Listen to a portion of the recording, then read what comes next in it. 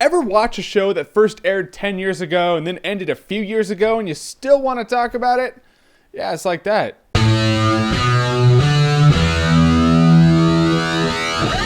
HBO's The Wire. So The Wire was a show that was on HBO that ran for 5 seasons between 2002 and 2008 and takes place in the great city of Baltimore and concentrates on the war on drugs from the point of view of the cops and the drug dealers. You get both in this show. Right away I was like, that's interesting as hell. That's one of the coolest things ever. Because you always see the cops' point of view and you're like, alright, yeah, good guys, bad guys. So we're just going to concentrate on the good guys, cops going to make the drug bust, and life all makes sense. But now you have the point of view of the drug dealers also. And most of the most interesting parts in the show take place from the point of view of the drug dealers. And what I like about the show is it shows that the whole drug dealing game is bigger than just one person. You know, when one guy drops, another guy's gonna pick up the scepter and he's just gonna be the kingpin of everything also, and he's gonna run with it. So how do you win a fight like that? In any case, on the cop side, it ultimately concentrates on one cop named Jimmy McNulty. Yeah, Kurt Cuddy from Steel Dragon and Rockstar. That's what I always knew him as until now. Now he's Jimmy McNulty. And he gets a team together and they put wiretaps on phones that the drug dealers use. In the first season, they're using pagers, which really blew my mind. I was like, oh yeah, those things that no one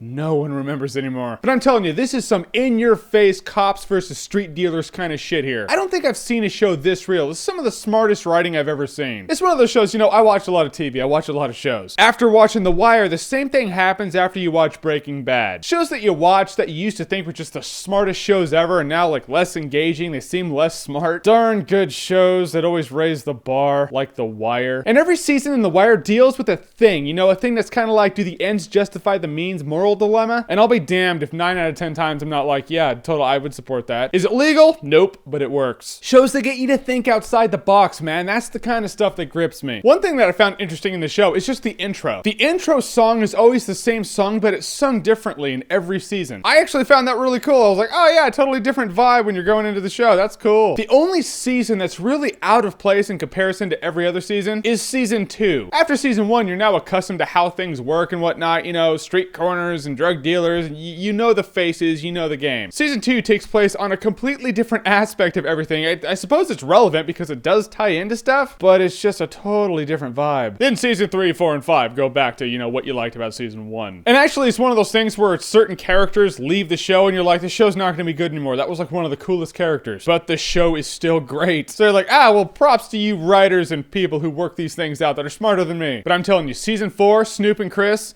oof. Snoop's this one gangster thug chick. You can almost never understand what she's saying. Did you know we were in the corner? You motherfuckers know it won't come and shit. But it doesn't matter because she's one of those actions speak louder than words types. Because in season 4, I'm telling you, she's one of the scariest individuals ever put on TV. You just see Snoop in a dark alley, you're like, I'm dead. I'm dead. Man, it was unsettling as hell. Snoop season 4, you get the creepiest person ever put on TV award. Best character in the show though, my favorite, 2 words. Omar coming. Omar Little is one of my favorite characters ever made, period, on screen, ever. Big screen, small screen, wide screen. It doesn't matter. It's Omar. Omar is a straight up wild card in this whole game. When asked what he does in a court of law, he just replied, I rip and run. Omar robs drug dealers. At first it's just business, then it becomes personal, then Omar is just unstoppable. But Omar's a guy with a code. He has a code he lives by. He never turns his gun on someone who's not in the game. Now, that's what I liked about the first 3 seasons of this show. It showed that there's a system to it. If you're a civilian, you're not just gonna get wasted. Later on, not so much. Seasons 4 and 5, I felt like I did back when I was a little white kid in elementary school. Oh, like if I walk down the city street at night, someone gonna kill me. But not Omar. Omar!